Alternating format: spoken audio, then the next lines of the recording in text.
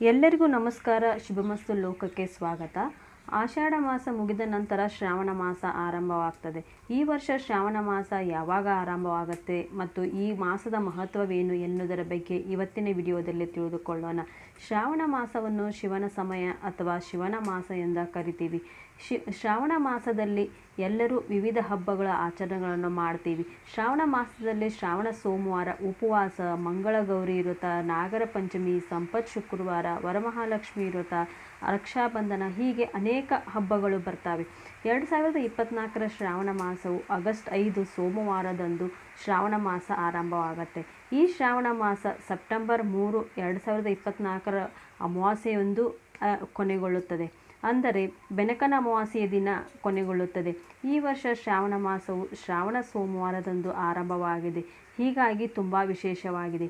ಈ ಮಾಸವನ್ನು ದೇವರನ್ನು ಪೂಜಿಸಲು ಅತ್ಯುತ್ತಮ ಸಮಯವೆಂದು ಹೇಳಬಹುದು. ಶ್ರಾವಣ ಸೋಮವಾರದಂದು ವಿಶೇಷವಾಗಿ ಶಿವನನ್ನು ಪೂಜಿಸುವುದರಿಂದ ವಿಶೇಷವಾದ ಆಶೀರ್ವಾದ ಸಿಗುತ್ತದೆ. ಶ್ರಾವಣ ಮಾಸದ ಸೋಮವಾರದಂದು ಶಿವನ ಆರಾಧನೆ ಮಾಡುವುದರಿಂದ ಜೀವನದ ಕಷ್ಟಗಳು ಕಡಿಮೆ ಮಾಡುವ ಶಕ್ತಿಯನ್ನು ಹೊಂದಿದೆ ಅಂತ ಹೇಳ್ಬೋದು. ಶ್ರಾವಣ ಸೋಮವಾರದಂದು ರುದ್ರಾಭಿಷೇಕ ಮತ್ತು ಬಿಲ್ವಾರ್ಚನೆ ಮಾಡುವುದರಿಂದ ನಮ್ಮ ಆಸೆಗಳನ್ನು ಪೂರೈಸಿಕೊಳ್ಳಲು ಸಹಾಯ ಮಾಡುತ್ತದೆ. ಶಿವನನ್ನು ಒಲಿಸಿಕೊಳ್ಳಲು ಈ ಮಾಸ ಬಹಳ ಮುಖ್ಯವಾಗಿದೆ. ಏಕೆಂದರೆ ಈ ಮಾಸದಲ್ಲಿ ವಿಷ್ಣು ದೇವರು ನಿದ್ರಾವಸ್ಥೆಯಲ್ಲಿ ಇರ್ತಾರೆ. ಹೀಗಾಗಿ ಶಿವನನ್ನು ಆರಾಧನೆ ಮಾಡಲಿಕ್ಕೆ ಇದು ತುಂಬ ಮುಖ್ಯವಾದ ಮಾಸವಂತ ಹೇಳ್ಬೋದು. ಶ್ರಾವಣ ಮಾಸದಲ್ಲಿ ಶಿವನಿಗೆ ಹಾಲನ್ನು ಅರ್ಪಿಸುವುದರಿಂದ ಎಲ್ಲ ರೀತಿಯ ಆರೋಗ್ಯ ಸಮಸ್ಯೆಗಳನ್ನು ದೂರ ಮಾಡಿಕೊಳ್ಳಬಹುದು. ಹಾಲು ಭಕ್ತರ ಮನಸ್ಸು, ದೇಹ ಮತ್ತು ಆತ್ಮ ಶುದ್ಧೀಕರಿಸಲು ಸಹಾಯ ಮಾಡುತ್ತದೆ.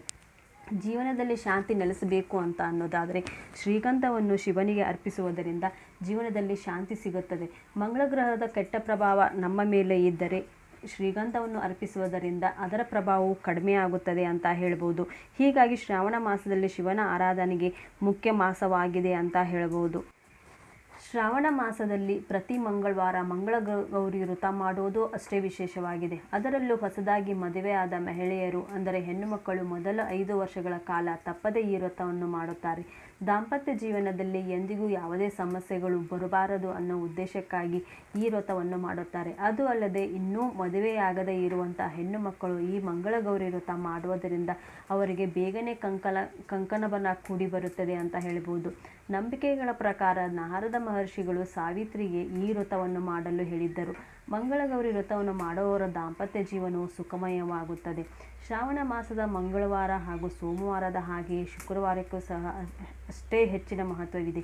ಸಾಮಾನ್ಯವಾಗಿ ಶ್ರಾವಣ ಮಾಸದ ಹುಣ್ಣಿಮೆಯ ಹಿಂದಿನ ಶುಕ್ರವಾರದಂದು ವರಮಹಾಲಕ್ಷ್ಮಿ ವ್ರತವನ್ನು ಆಚರಿಸುವ ಆಚರಣೆ ಇದೆ. ವರಮಹಾಲಕ್ಷ್ಮಿ ವ್ರತವನ್ನು ಮಾಡುವುದರಿಂದ ಮನೆಯಲ್ಲಿ ಸಂಪತ್ತು ಹೆಚ್ಚಾಗುತ್ತದೆ, ಅಷ್ಟೈಶ್ವರ್ಯ, ಭೋಗಭಾಗ್ಯ ಹಾಗೂ ಸುಮಂಗಲಿ ಯೋಗ ಪ್ರಾಪ್ತಿಯಾಗುತ್ತದೆ. ಮುಂದಿನ ವಿಡಿಯೋದಲ್ಲಿ ಮಂಗಳಗೌರಿ ವ್ರತದ ಬಗ್ಗೆ ಮಾಹಿತಿ ತಿಳಿದುಕೊಳ್ಳೋಣ. ಈ ಶ್ರಾವಣ ಮಾಸವು ದೇವತಾ ಕಾರ್ಯಗಳಿಗೆ ತುಂಬ ಮುಖ್ಯವಾದ ಮಾಸವಾಗಿದೆ. ಈ ಮಾಸದಲ್ಲಿ ದೇವತಾ ಕಾರ್ಯಗಳನ್ನು ಮಾಡಿ ಅವರ ಆಶೀರ್ವಾದ ಪಡೆದುಕೊಳ್ಳುವುದು ನಮ್ಮ ಜನಸಾಮಾನ್ಯರ ಕರ್ತವ್ಯ. ಈ ಮಾಹಿತಿ ನಿಮಗೆ ಇಷ್ಟ ಆಗಿದ್ದರೆ ಲೈಕ್ ಮಾಡಿ, ಶೇರ್ ಮಾಡಿ, ಸಬ್ಸ್ಕ್ರೈಬ್ ಮಾಡಿ ಮತ್ತು ಈ ಚಾನೆಲ್ಗೆ ಸಪೋರ್ಟ್ ಮಾಡಿ. ಎಲ್ಲರಿಗೂ ನಮಸ್ಕಾರ. ಮತ್ತೆ ಮುಂದಿನ ವಿಡಿಯೋದಲ್ಲಿ ಸಿಗೋಣ.